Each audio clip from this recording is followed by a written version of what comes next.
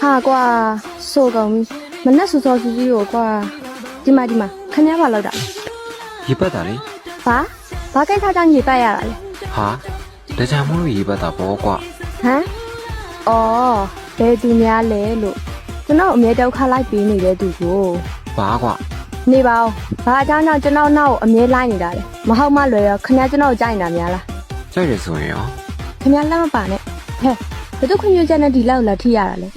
ချက်တိတ်ကိုမင်းနေလေကိုကြိုက်နေဆိုရင်ရောအာချက်တိတ်ပြင်းလိုက်တော့ကွာလက်တီးရတယ်အာဒီလိုလေးကြောက်လဲချစ်စရာတွေပါလားချက်တိတ်ရာ